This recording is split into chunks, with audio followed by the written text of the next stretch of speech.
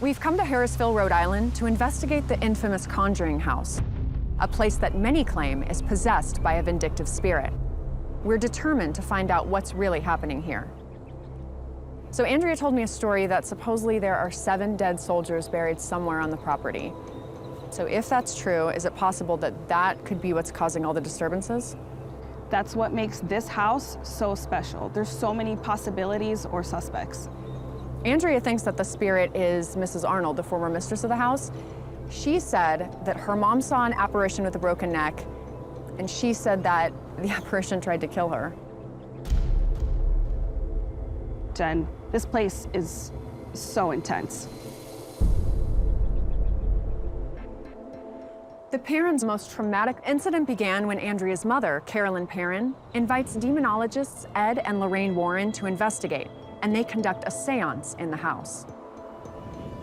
Dad had just come home from an extended trip, and the Warrens showed up with a caravan. They had a priest with them, they had a medium, and my father wanted no part of it. I just didn't like the idea of a seance because I know sometimes what could happen, and I didn't want it happening here.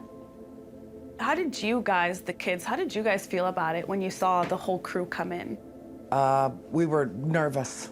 We were nervous because we didn't know what was going to happen. We didn't know what a seance was. We were kids.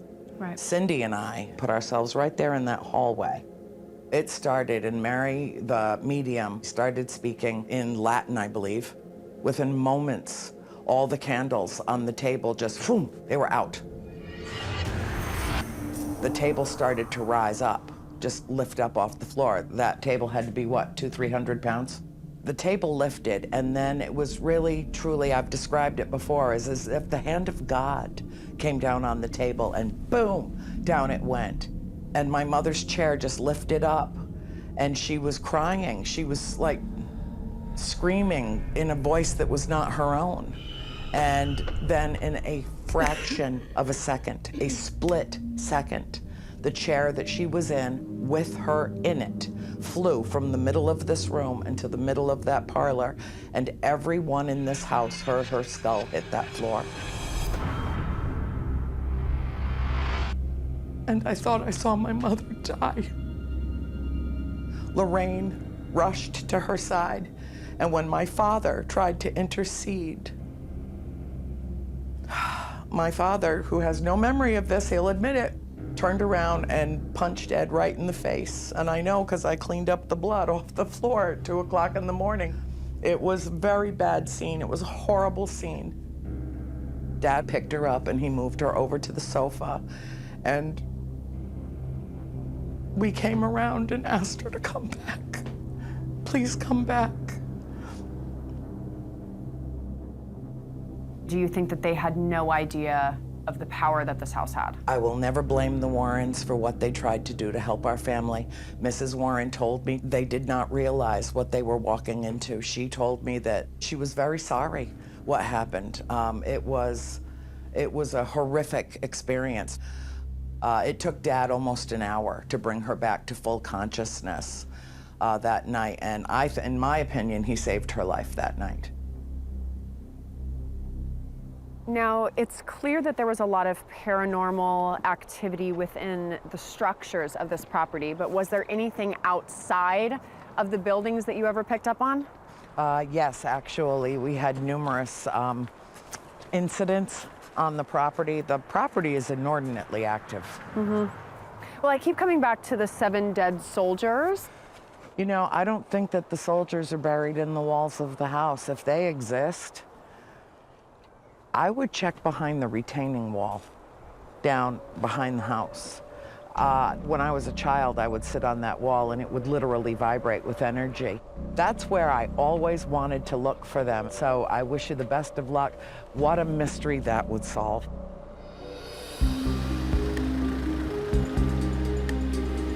Look, I'm never comfortable believing in something that I can't definitively prove, right? But I think you and I can agree that something is going on there, right? I just wish there was a concrete way to confirm some of these experiences.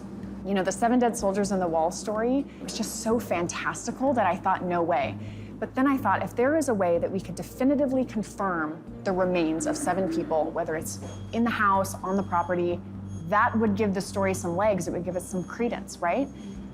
Oh, another thing we could do is there is a team of demonologists who investigated the house back when the parent family actually lived there.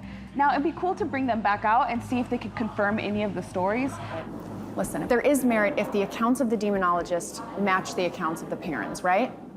It's something to build on. Hi. Hey, Hello meeting there. us here. The first demonologists to help the parents discover what entities were in their house were twin brothers Carl and Keith Johnson. They led a paranormal investigation group back in the 70s when they were still in college. Today, they've brought historian Elise Carlson to help reveal the home's secret history. How soon was it before you guys noticed paranormal activity in the house? I felt it as soon as we pulled up on the driveway. When we went inside of the house, I saw issuing down the hall something black. I really don't know how to describe it. It wasn't even a shape. Then I went down to the basement, and that ambiguous sense of being watched was overtaking me.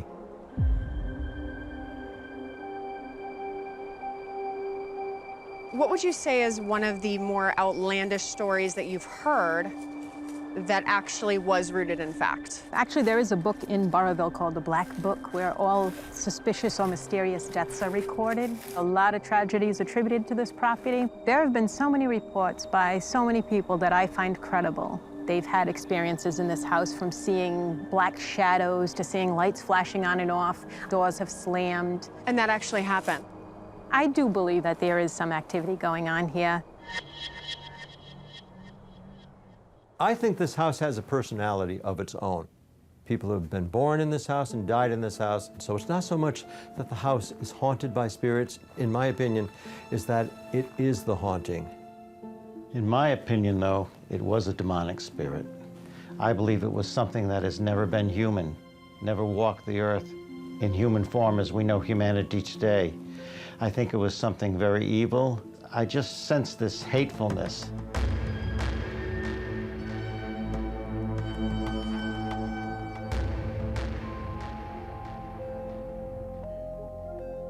Hey, guys. Hi, hello again. The Johnson brothers claim they have used divining rods to communicate with spirits. There is something in here that makes my chest feel kind of pressed on. I wouldn't want to be up here alone, that's for sure. There's just something that's not welcoming. All I feel is this oppressive sort of, this is not your space and we'll tolerate you, but we'll only tolerate you for so long. But then another part of me wants to say, hey, listen, we all feel something, so if you're here, do something. That's why we're here. Another thing I have is divining rods. They've been incorporated into paranormal investigation. For yes, affirmative, they will open apart from each other towards me. For no, they'll cross at the tip, and they can point and gesture. So we may get nothing, we may get something. Speaking to the person, the spirit, that remains here in this house and in this room. If you are here and wish to respond to us, please move these rods I'm holding apart from each other and towards me.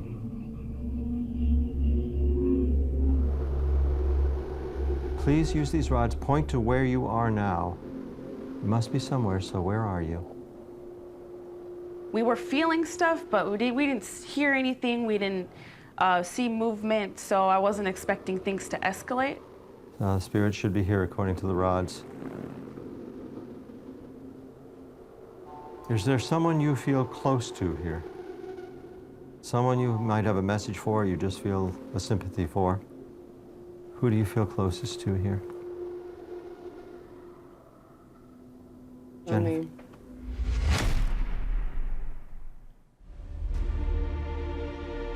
When Carl's divining rods pointed directly at Jen, she got really uncomfortable. And then when the producer tried to interview her about it, she felt a presence in the neighboring room. There's so much going on, it's like the house won't leave her alone. Do you want to do it in a different room? Yeah, I don't know what But that you're not is. seeing anything, you're feeling something. It's something where I saw it out of the corner of my eye, and then I thought, okay, and I don't think it was a person. Now, instead of like the get out, I'm feeling the like, kind of like a notice me sort of thing. Like a, Like the pressure in the room changed. And it wasn't just, oh, I thought it happened. It happened 3 times. Okay, we won't go back into that. I have to ask you this, though. I have to ask you. This isn't how you normally behave. This isn't No. how you normally do the show. No. This isn't. No. Okay, you're absolutely 100% not comfortable right there doing that. No, I don't know what's happening there, but I'm not, it's not a bad vibe, but it's like it's an insistent vibe. It's an insistent vibe. There's something going on, and I don't know what it is, and I'm not saying it's a ghost, it could be energy, I don't know what it is, but there's something there that we're not here anymore. I'm not there.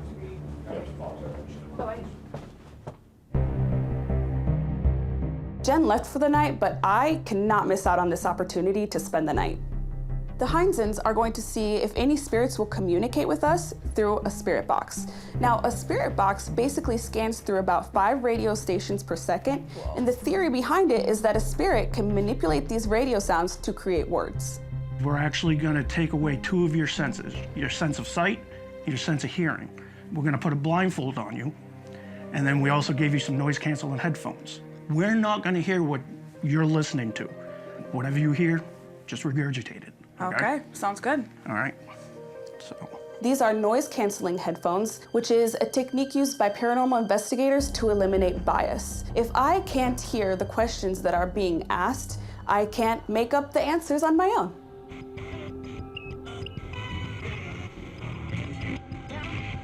Is there somebody here with us? Yes.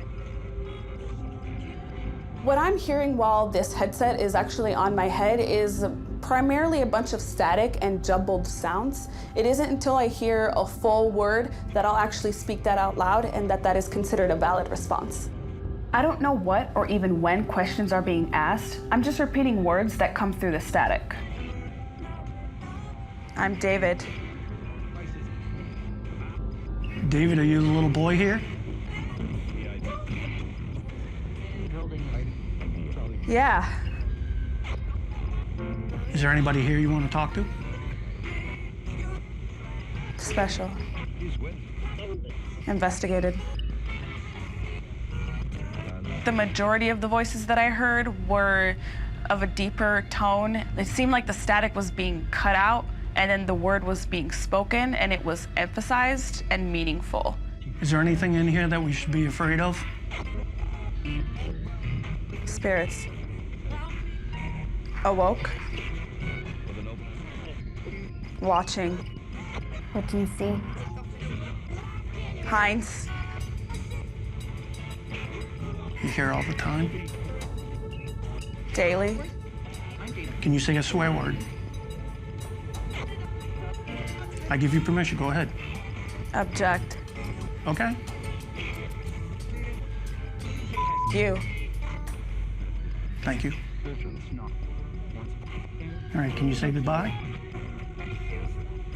Gone. That one was sweeping pretty fast and there were a lot of words. Yeah, there was a lot of words. Did any of that make sense? Heinz said our last name, Heinz. I asked for somebody to say a swear word because you know you're not gonna hear. You ain't gonna hear a swear word over the radio. You did blurt out a swear word. That one was crazy. I did feel like something was trying to come through. Something would come through so clearly that it's just undeniably meant to be said.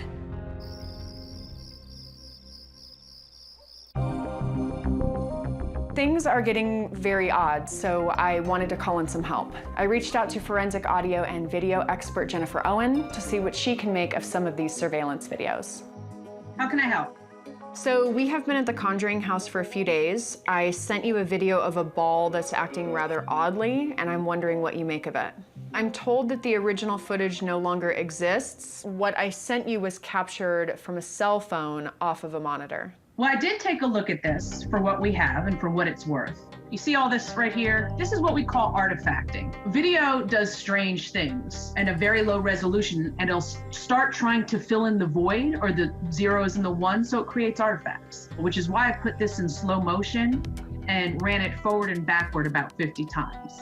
Because you want to, make sure that you can differentiate between what are the artifacts in this video and where's the real ball. What I can tell you is that the video taken from the cell phone, even though it's a couple generations away, it's not manufactured. Can you clarify what you mean by that? I can't visibly see any pushing or pulling or strings or anything like that to make this object appear to move by itself. So from your point of view, this video was not staged. What about the falling book video that I sent you? I'm sure you guys cleared off the shelf and looked behind it and all that good stuff. We did look at the wall itself, we looked at the shelf, and there was nothing that led us to believe that it was rigged in any way.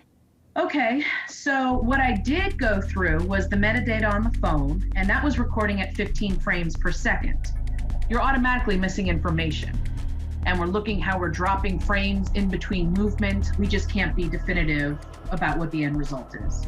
We need a higher quality video from the original source so we can be able to determine if this was paranormal activity or just 21st century technological considerations. I wish I could be more helpful. I was afraid you'd say that. I am way too excited to go to bed tonight, so I'm gonna do a little investigation of my own. The first thing I have here is a REM pod. These actually emit their own magnetic frequency, so when that frequency gets interrupted, it gives us a signal, and it sounds something like this. This is basically going to help me see if there's a spirit in the room that's actually close to this device. Can you move something?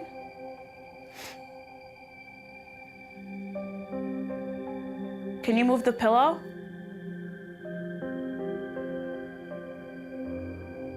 All right, I'm gonna go.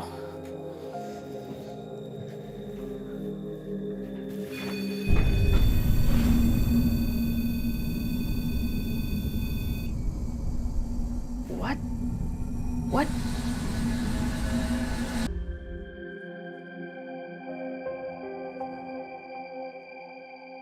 So I spent the night inside of the Conjuring House, and at several points, I really did feel like there was something trying to communicate with me. It was definitely a test of my own strength, but at the same time, it was a dream come true to be able to spend the night all by myself in this location. There was a banging sound that happened pretty much all night long. In addition to that, around 5 a.m., something upstairs fell down. And also, one of these doors, I don't know which one it was, opened. Were you scared last night? There were moments, but at the end of the day, I feel like this house gave me the energy that I put into it. And because I came here with nothing but love and light, my experiences here were only positive. I am a skeptic to some extent, but I don't think that I can say there's no such thing as ghosts or the paranormal world because we don't know enough about it.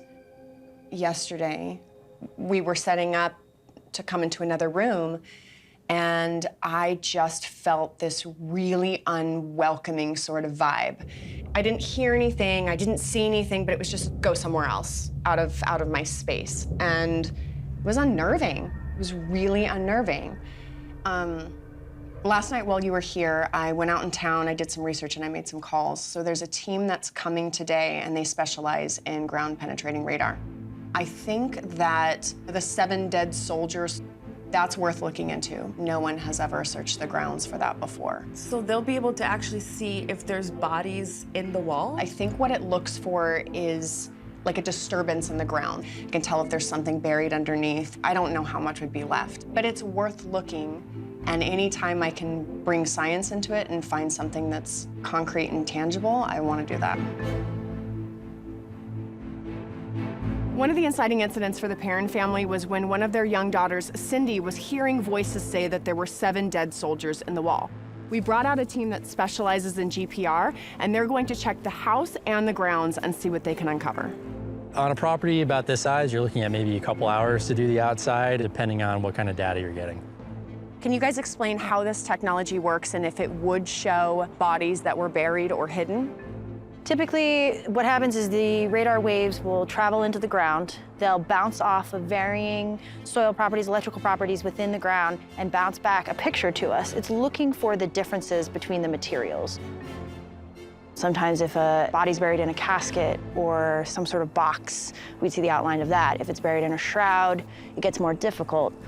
So we won't see a body, we won't see bones. What we will see is a mound-like feature, as if it was covered with the dirt.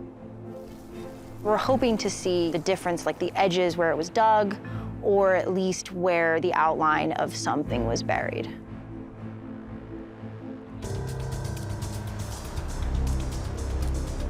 With all this talk of the 7 dead soldiers buried on the property, I want to head over to the library in search of the Black Book of Burrillville. Hopefully that book will help shed some light on some of the more mysterious deaths that have happened at the property.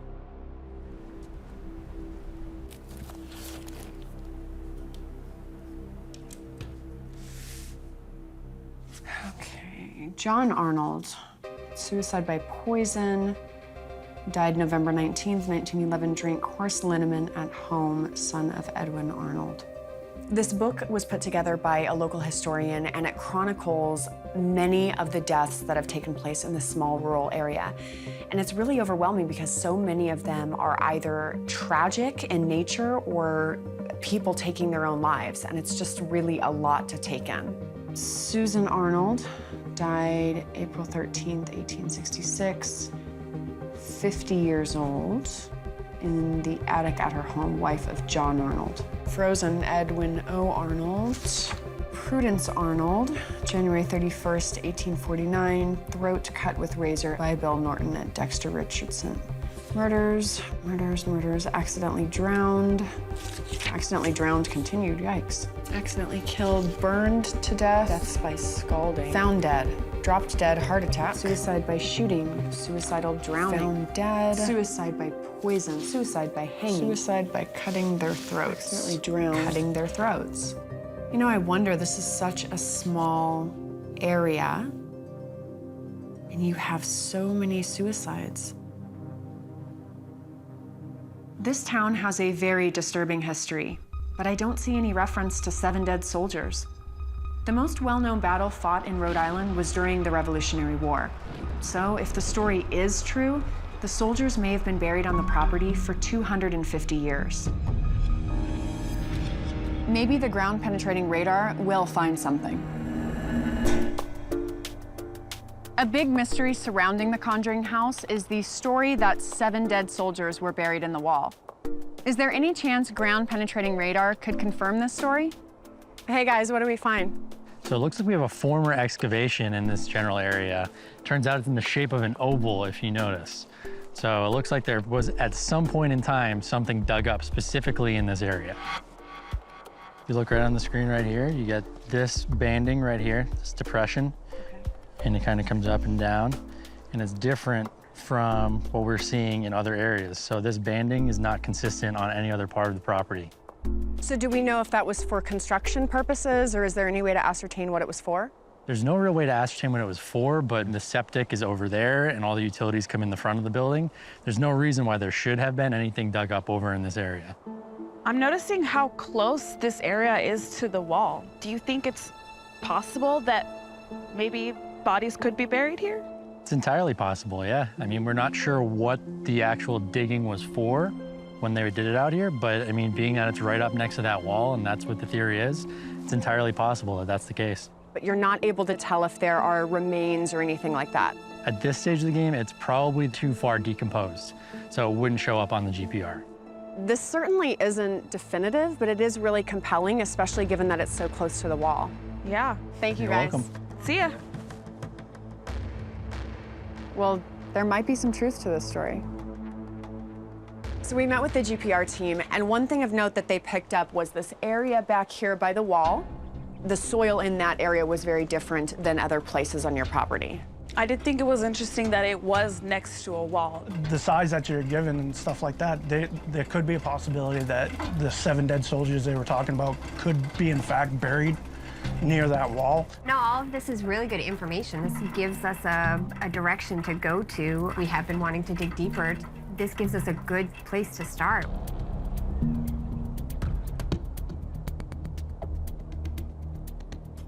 I think we feel a certain way that we feel in here because of what we think we're supposed to feel, but then there's just something bad about it. There's something really bad. It seems to me this place is definitely extremely active. What do you think? When I go into investigations, I really rely heavily on strong scientific evidence. And in a case like this, it's difficult because there's little to none. Why, when we went upstairs, did we feel this sort of overwhelming presence telling us to get out? And I felt so uncomfortable, and I'm somebody that does not feel that way. I'm not scared of things. I remember your personality completely changed when you were up there. Something was affecting you big time. I do think that given the house's history, given its age, given everything that's happened with it, people are going to go into the house expecting something. But one thing is for sure, when you get an intelligent response on Spirit Box, there's something there. I believe they want attention. So how did you feel when the divining rods were pointed straight at you? It just seemed that it was a little bit coincidental that I was the one hardcore skeptic in the room, yet they pointed at me.